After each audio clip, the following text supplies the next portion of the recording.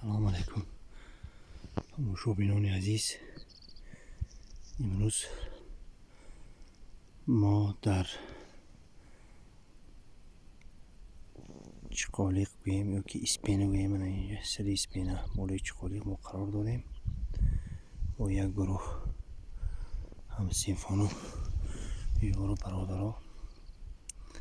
امروز 1 می 2025 منم منظری زیبا منظری اسپینه.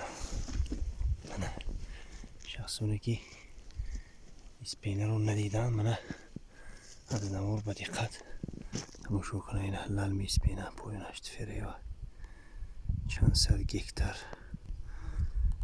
اینجا من بالا با من این ماشین و پشینه مایون 7-8 نفر دیگه در اونجا قرار دارن.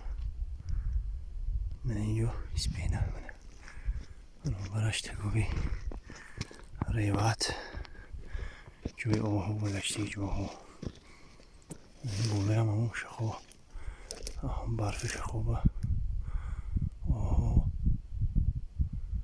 گشتی گذار میکنم. من به شما رادی پیریتیت این طرف میبیم طرفی وشان کوی وشان من این طرفش من ایچ طور نیم وشان برادر عزیز. من اینجا دیگه خوشمنظری وشان من کپکو کاریکو گشتی گذار نمیدیست دادم. من برادر عزیز من همون خدا خواهد همون خیلی برفتاره دیگه برمده همون جانداره که یک نظارت کرده میفوره. من پریروده برادر عزیز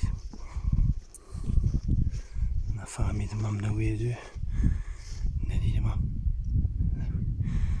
نوید همونجا ده کلی خونده گم شد. من این شخوی ریوات بایی من اسپینه من این همه لالموی اسپینه ای حسابی جماعتی ارمیتنی دیگه ریوات داخل می شود. خیلی برادر عزیز تا دیدنی دیدار بچه غریب تماشا کنیتونه منظره حلاوت بریتامو.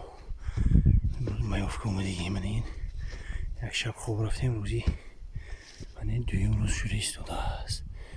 بیگاه خدا خواهد به طرف ارمیتنی بستانی سفر می نماییم. من جنگ ریفت پناه آمدم به خدا.